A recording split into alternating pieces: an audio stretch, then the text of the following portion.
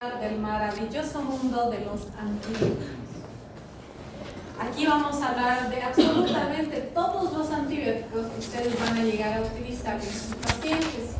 Al igual que los AINES, deben de saberlo muy bien para prescribir adecuadamente.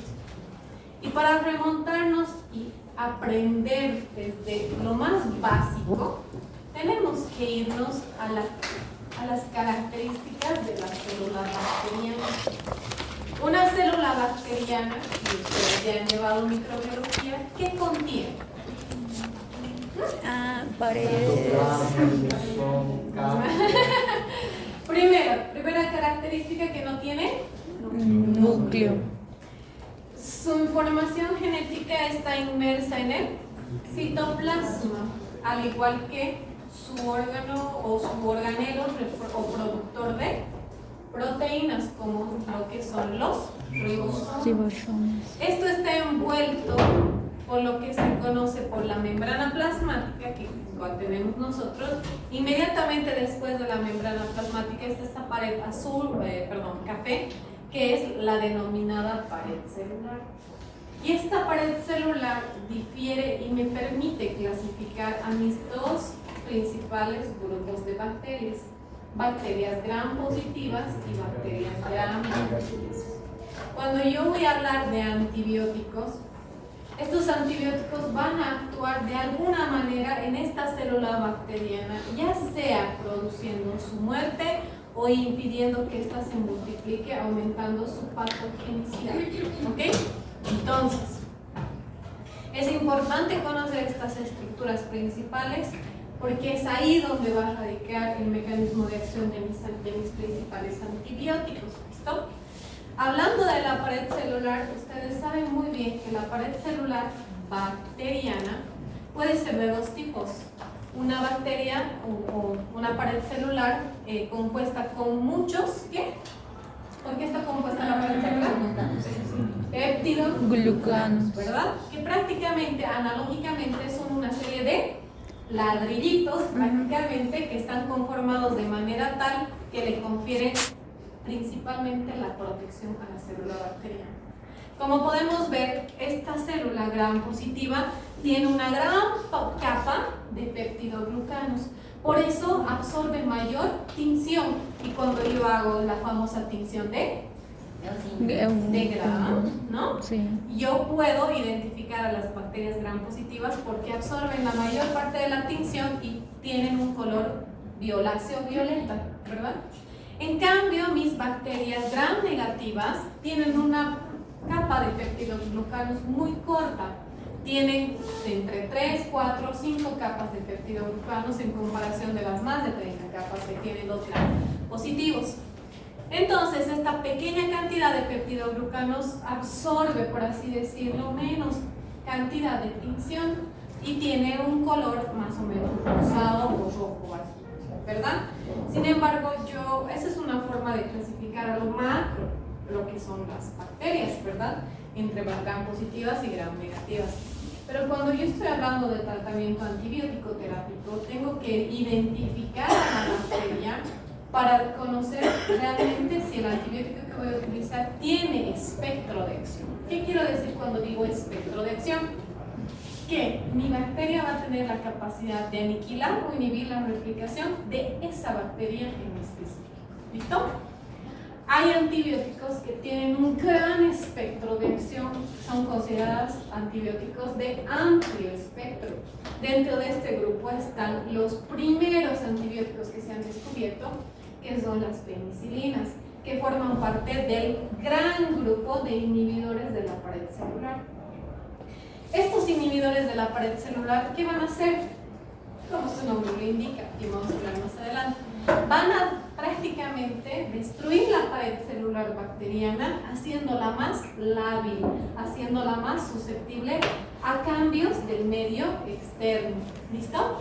Otros antibióticos que van a actuar a través de los ribosomas van a bloquear ya sea la subunidad grande, que es la 50S, que lo vamos a ver más adelante, o la subunidad pequeñita, que es la subunidad 30S. Y ahí están, por ejemplo, los aminoglucósidos, las tetraciclinas, que van a inhibir esta subunidad pequeña, De esta manera van a impedir la replicación de la célula bacteriana. De la misma forma de las de 50S, donde están los famosos macrólidos, que cuando yo estoy ante una situación, por ejemplo, de alergia a una penicilina o resistencia a una penicilina, van a ser seguramente los segundos a quienes yo voy a, digamos, recurrir ante una infección bacteriana. Pero vamos a ver el espectro siempre, ¿listo? Hay otros que van a actuar en la inhibición de la síntesis de ácido fólico o inhibición de la síntesis de ácidos nucleicos, que son de hecho los que mayor grado de efectos adversos a nivel sistémico, porque también pueden interactuar con nuestra información genética, nuestro DNA, producir efectos adversos a nivel de la sangre, especialmente produciendo anemias aplásicas, ¿ya? Inhibiendo la replicación del DNA en la médula ósea de los huesos largos. ¿Listo? Entonces, sé que es redundante, pero los antibióticos son sustancias químicas diseñadas para inhibir o combatir infecciones causadas por bacterias. Es lógico esto, pero es necesario hacer énfasis porque generalmente, muchas veces, se utilizan los antibióticos de manera indiscriminada. ¿Y eso favorece a qué? La resistencia. A la resistencia a los antibióticos. Y eso es grave. ¿Por qué?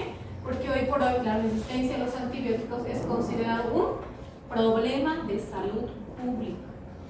Y obviamente esta resistencia a los antibióticos puede generar daños a la sociedad, porque de hecho hay estudios que demuestran que no solamente puede ser un virus el causante de gran mortalidad, incluso desaparición de lo que es toda la raza humana, sino una bacteria que va a ser multiresistente, porque tenemos un grupo bastante reducido, como ustedes pueden ver, de antibióticos, de las cuales ya no se tiene más opciones. Entonces ya no se tiene más a quién recurrir. Y si es una bacteria multiresistente, el cuerpo va, o la inmunidad o el sistema inmune del cuerpo humano va a poder combatirlo. No, difícil, imposible. Entonces mi paciente puede morir por sepsis, ¿verdad? Mis antibióticos tienen dos maneras de actuar. Pueden ser agentes bactericidas o pueden ser agentes bacteriostáticos. Los agentes bactericidas son agentes que van a matar a las bacterias, como su nombre lo indica, bactericidas. En este grupo se encuentran todos los que forman parte de los inhibidores de la pared celular: penicilinas, cefalosporinas, carbapenémicos y monobacterianos. Pero también tengo otro grupo, como los inhibidores de síntesis de proteínas, que van a actuar de manera bacterioestática. ¿Qué quiere decir? Van a inhibir la replicación de las bacterias, disminuyendo su patogenicidad. Por lo tanto, cuando yo estoy en un paciente que ha adquirido una bacteria y no realizo un control antibiótico adecuado para ese paciente, miren la cantidad de bacterias, cómo se eleva en número, aumentando los riesgos que conlleva la misma. Pero miren qué es lo que pasa cuando yo utilizo un agente bactericida como las penicilinas. El número de bacterias prácticamente cae y por eso hay una mejora mucho más pronta del paciente. En cambio, los agentes bacterioestáticos, dentro de los que tenemos los inhibidores de la síntesis de proteínas como los aminoglucósidos, las tetraciclinas, simplemente van a evitar que éstas se repliquen y se sigan multiplicando, pero las bacterias van a seguir ahí. ¿Y ahí quién ingresa o quién toma el mando para ayudar en este proceso de eliminación? Nuestro sistema inmunológico. Por eso es importante también conocer y es importante tener en cuenta cómo está el sistema inmunológico de mi paciente para ver si va a responder adecuadamente a un agente bacterioestático.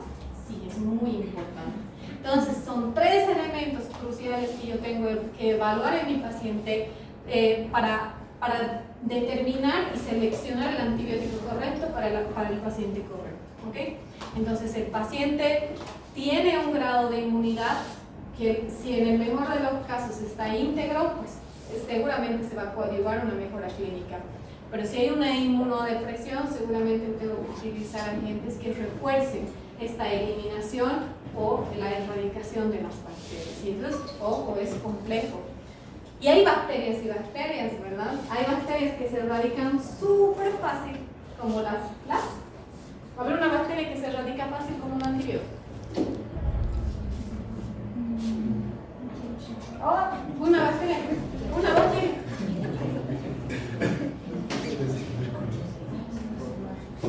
Tuberculosis más bien. La micobacteria tuberculosis es una bacteria más bien difícil de erradicar. Yo no puedo, miren, por ejemplo, a la micobacterium tuberculosis, yo no puedo ir a darle un antibiótico. Se me va a reír la bacteria. Me va a decir, ¿qué me estás dando? O sea, ni cosquillas me haces. Le tengo que dar un tratamiento cuádruple para tratar de erradicar esta bacteria tan complicada. Pero tengo, por ejemplo, ¿Neisseria? Estafilococcus, ¿no? Responsable de las infecciones respiratorias bacterianas más comúnmente, ¿verdad? ¿Es fácil de erradicar? Sí. Varios antibióticos tienen un buen espectro de acción. Entonces, hay que ver a la bacteria a la que me estoy enfrentando, ¿no ven? Yo obviamente tengo que ver el mecanismo de acción. Porque si tengo una bacteria bien complicada de erradicar, como la Mycobacterium tuberculosis, tengo que utilizar más de un fármaco que ataque la pared celular, que ataque la síntesis de DNA, que ataque otros. Dime, Luis. En el caso de la bacteria del igual solo Esa sí responde y es sensible a la penicilina. Por eso es considerado de primera línea para la sífilis, ¿no ves? Ahorita vamos a hablar de todas esas características. Lógicamente, cuando yo hablo de un antimicrobiano, es decir, de un antibiótico, tengo que ver sus características, ¿no?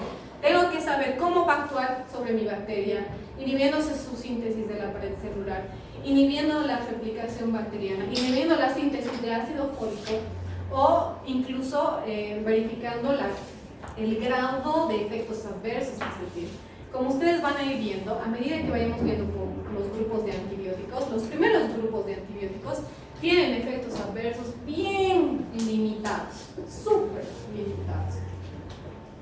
Pero mientras vamos avanzando hasta los antibióticos inhibidores de la síntesis de ácido fólico o ácidos nucleicos, esos tienen efectos adversos graves. Incluso pueden provocar un síndrome de Stevens-Johnson en un paciente susceptible y hasta la muerte. Ojo, no quiere decir que los antibióticos como las penicilinas no tienen su riesgo. El mayor riesgo de las penicilinas es más que la resistencia, la hipersensibilidad.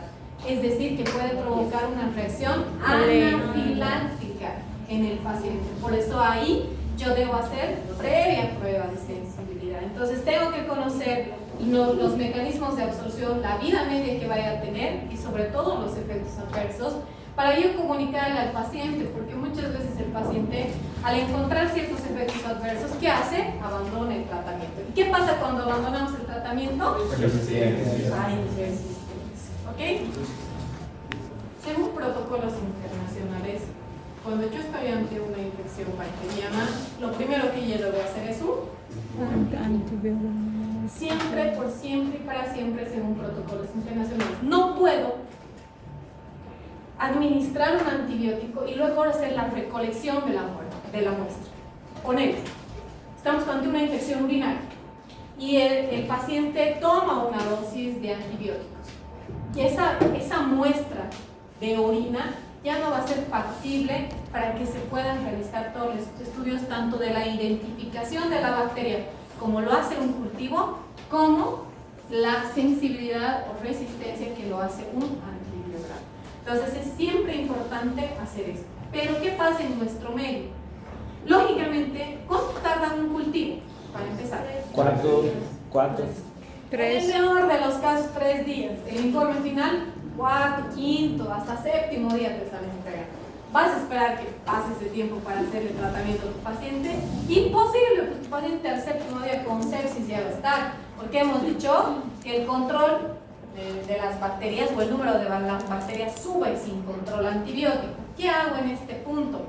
Hago lo que se conoce como tratamiento empírico, tratamiento a ciegas.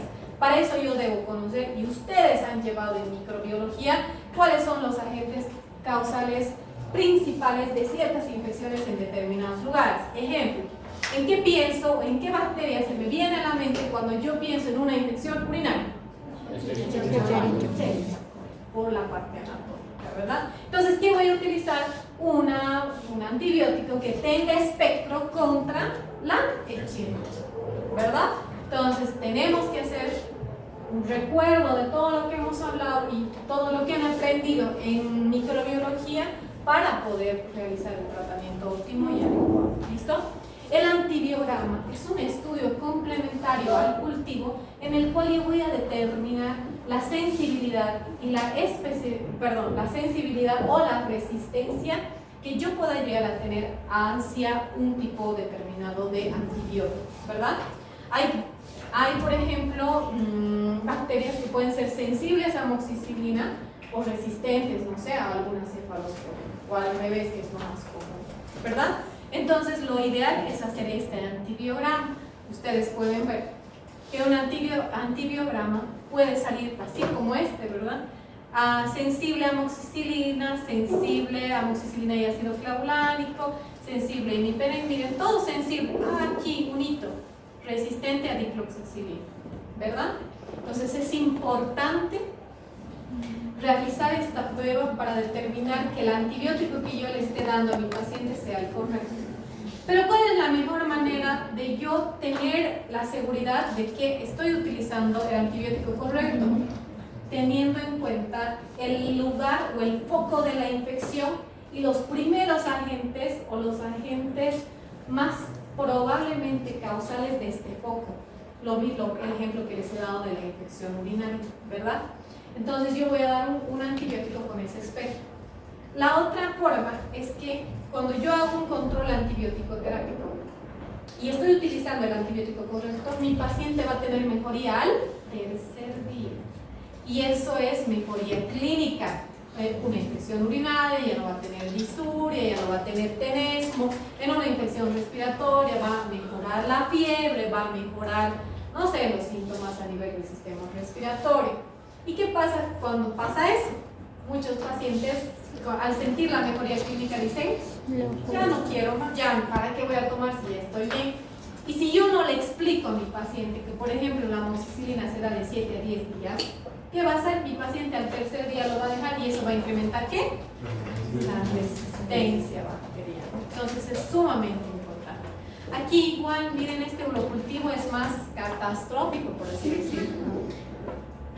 Un urocultivo donde yo tengo resistencia a la ampicilina, resistencia a la amoxi más ácido clavulánico, resistencia a la cefepima, resistencia al ciprofloxacino, que es uno de mis agentes que más voy a utilizar en ictus, ¿no ven? Entonces ahí está grave, ¿no? Entonces, como primer producto, porque como ustedes pueden ver acá, no solamente está la interpretación cualitativa, si es sensible o es resistente. También existen estos numeritos de aquí, ¿verdad? Que forman parte de la interpretación cuantitativa. Y ese es el producto que van a hacer para esta primera parte, ¿ya? Me van a decir qué significa que esta ampicilina sea mayor a 16. ¿Por qué? ¿Qué significa mayor a 16? ¿O qué significa menor o igual a 1? Entonces ustedes no solamente tienen que tener la capacidad de leer la letra grande, por así decirlo, si es sensible o no sensible, porque ojo, aquí tengo una que a la piperacilina más tazobactam tiene una sensibilidad intermedia. Entonces, ¿qué hago? Entre uso y no uso, uso a poquito o no poquito. Entonces, tengo que saber la interpretación cuantitativa. Por eso, como producto, primer producto de esta parte, va a ser que ustedes sepan interpretar, hagan el cuadro y digan de cuánto a cuánto se interpreta así, así y así. ¿Listo? Ok. El primer grupo que vamos a ver son los famosos inhibidores de la síntesis de la pared celular. ¿Listo? Estos inhibidores de la síntesis de la pared celular son también conocidos como beta-lactanos. ¿Ya? Yo siempre les hablo de este mnemotécnico. Algunos deben conocer, otros no. ¿Alguien ha oído hablar de las fiestas semáforo? ¿Cómo son las fiestas? En mi época se hacía mucho, la pasaba uno muy bien en la recordando, ¿ya? Eran fiestas en las que tú te colocabas una manillita de acuerdo al tipo de relación que tenías. Por ejemplo, si te colocabas una manillita roja, quiere decir que estás en relación, que tú estás seriecito y todo, ¿ya? Si te colocabas una manillita amarilla o una prenda amarilla, quiere decir que estás como que ahí, ¿no? Entre que sí, entre que no la has definido, que no se ha definido.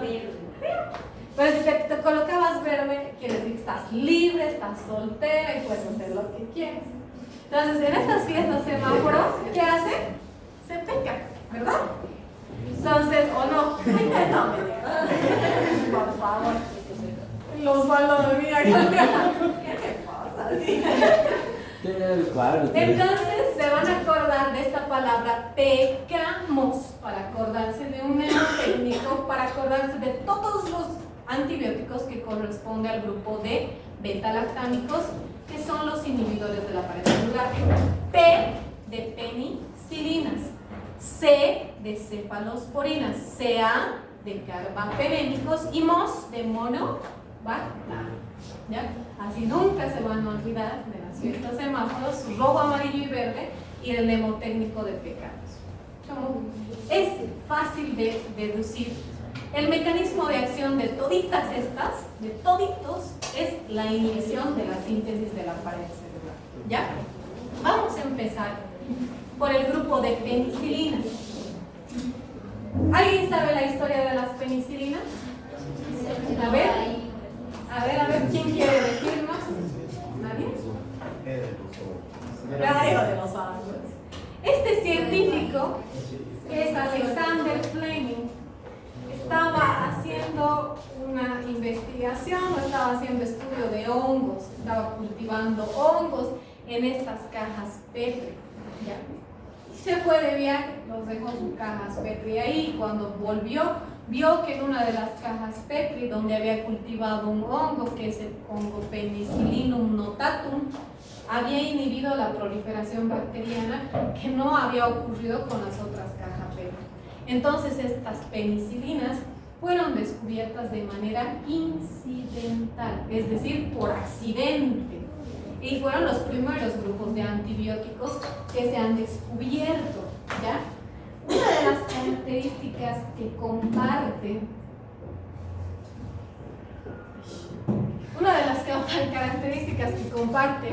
todo lo que son los betalactámicos es su anillo de betalactámico. Es su anillo, este anillo de betalactamo.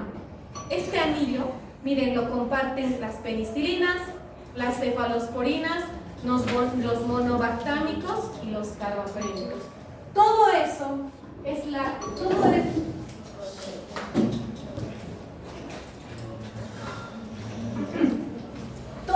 todas estas tienen la misma característica, la estructura química básica, ¿ya? de los grupos de betalactámicos, ¿ya? Entonces, es sumamente importante la estructura para la base de todos los grupos que conforman los betalactámicos. De hecho, es tan importante porque así como nosotros hemos creado un mecanismo de defensa ante las infecciones bacterianas por el uso de antibióticos, las bacterias también crean defensa contra los antibióticos para evitar ser aniquiladas, ¿verdad? Porque este grupo son agentes bactericidas, ¿ya? En ese sentido, hay algunas bacterias que pueden producir lo que se conocen como beta-lactamasas. Estas beta-lactamasas son capaces de hidrolizar el anillo beta-lactámico de todos estos componentes de estos inhibidores de la síntesis de proteínas, de estos beta-lactámicos. ¿Listo? Entonces, tengo que tomar en cuenta mucho esto, ¿verdad?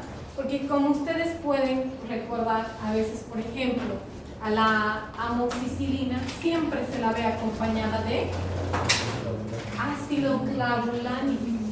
La amoxicilina, ahorita lo vamos a ver, es un antibiótico, pero el ácido clavulánico va a tener la capacidad de inhibir a estas beta-lactamasas bacterianas, es decir, inhibir a esas enzimas que pueden hidrolizar mi anillo beta-lactámico para que mi bacteria pueda actuar adecuadamente. ¿Listo? Para que mi antibiótico pueda actuar adecuadamente. ¿Okay? En ese sentido, yo tengo la forma de clasificar a las penicilinas en penicilinas naturales y en penicilinas sintéticas. Antes se tenía lo que son las penicilinas G y las penicilinas B, que ahora ya no se usan por su alto grado de toxicidad, pero las penicilinas G hoy por hoy aún se siguen utilizando por muchas características, especialmente la benzatínica, que tiene una vida media envidiable, 30 días. Por eso necesito una sola dosis, nada más, para que mi paciente. Entonces, dentro de las penicilinas G, tengo las que son naturales, tengo la penicilina benzatínica o benzatina, la procaínica y la penicilina cristalínica o sódica.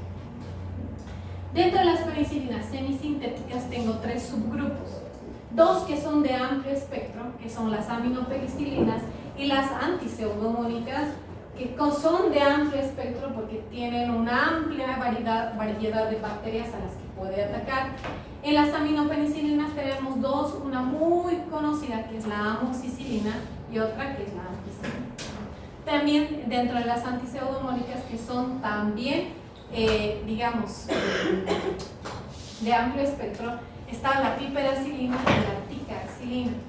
Estas son sensibles a las beta-lactamasas. Entonces puede haber bacterias que pueden crear, por ejemplo, beta-lactamasas que pueden degradar el anillo beta-lactámico de este antibiótico y perder su eficacia, ¿verdad?, para el objetivo que yo quiero lograr.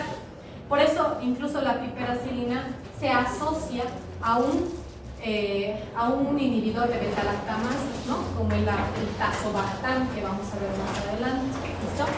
Pero existe un grupo selecto que se conocen como las penicilinas resistentes a las beta-lactamasas. Estas, no hay ninguna sola beta-lactamasa que tenga la capacidad de, digamos, de disminuir la efectividad de alguna de estas. Entre ellas, una de las que más se utiliza son la dicloxacilina, o no se van a confundir con otra tetraciclina, la dicloxacilina, la cloxacilina, la nafcilina y la oxacilina. ¿Listo? Entonces, hemos dicho que todos estos, incluyendo todos los del mnemotécnico PECAMOS, van a actuar inhibiendo la síntesis de la pared celular bacteriana. ¿Cómo? ¿Cómo actúa inhibiendo la síntesis de la pared bacteriana? Sabemos que los peptidoglucanos actúan como una serie de ladrillitos ensamblados para proteger y proveer protección a la célula bacteriana, ¿verdad? Ese ensamblaje de pequeños peptidoglucanos, ladrillitos que se van a colocar para proteger a la célula bacteriana, se realiza o se forma bajo un proceso que se denomina transpeptidación. ¿Listo? ¿Qué van a hacer los antibióticos? Van a inhibir este proceso de transpeptidación, van a inhibir el ensamblaje de los peptidoglucanos.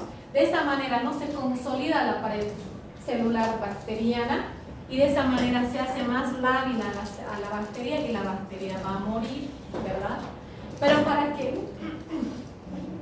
para que el antibiótico actúe en esta transpeptidación, tiene que actuar mediante unos receptores específicos de la bacteria, que son las proteínas fijadoras de penicilina. Y esto es sumamente importante para entender los principales mecanismos de resistencia. De hecho, el principal mecanismo de resistencia de las penicilinas es esta modificación de la proteína fijadora de penicilina. Miren lo que pasa aquí. La clásica llave en la cerradura. Acá el receptor, la proteína fijadora de penicilina, no ha modificado su estructura, está normal, y el antibiótico viene, se une y produce esa inhibición de la transpeptidación que hemos visto acá. Pero ¿qué pasa cuando esta proteína fijadora de la penicilina se hace la sabrosa y dice, pues ya aquí yo cambio mi estructura, mi morfología, y aquí cuando el antibiótico quiere actuar, dice, ¿y ahora qué ha pasado aquí? Ya no entra la llave en la cerradura, ya no existe esta inhibición del proceso de transpeptidación. ¿Va a haber un mecanismo de acción? ¿Se va a producir en la inhibición de la pared celular? Ese es el principal mecanismo de resistencia de las penicilinas, ¿ya? De las penicilinas.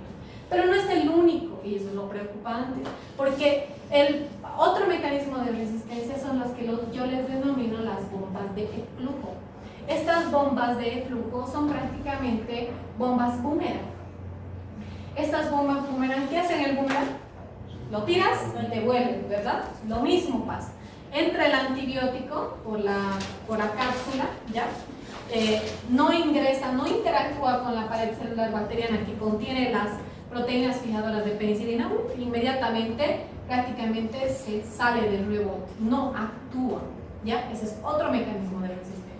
Otro es inactivación enzimática, y se van a acordar del clásico jueguito de Pac-Man, ¿verdad? Donde esta bolita amarilla, que no me acuerdo qué se llama, se lo come a los fantasmitas, ¿verdad? Entonces, bueno, el Pac-Man, ¿no? Ya, entonces, ¿qué van a hacer? Las bacterias van a crear enzimas que van a comerse prácticamente a los antibióticos y no van a actuar prácticamente como tienen que actuar. Ese sería otro mecanismo de acción. Y otro, que producen una obstrucción en la entrada de la célula y no interactúan con la proteína filadora de penicilina. Esos son los principales mecanismos de resistencia de las penicilinas, ¿ya? Por eso es importante saber, ¿ya?, que dentro de la pared celular bacteriana el antibiótico no actúa por sí solo, actúa mediante estas proteínas fijadoras de penicilina que gracias a ella inhibe ese proceso de transpeptidación. ¿Listo? Ahora, habíamos dicho que existen enzimas que son las beta-lactamasas, ¿ya? Que son las beta-lactamasas, que son enzimas que producen las bacterias capaces de hidrolizar el anillo de beta-lactano. Ahora, hay beta-lactamasas y beta-lactamasas. Entonces, a continuación de ese su trabajo de identificación de la parte cuantitativa de la interpretación de un antibiograma, me van a explicar y me van a decir quiénes forman parte y por qué se denominan beta-lactamasas de clase A, por qué se denominan beta-lactamasas de clase B, de clase C o de clase D. Eso sería como un producto para ustedes, ¿listo? De esta primera parte, ¿ok? Dentro de las características,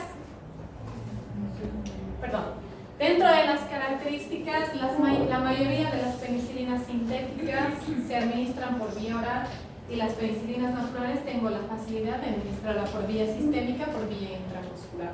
Tienen una excelente biodisponibilidad porque se unen a la principal proteína plasmática que es la albumina. ¿Listo?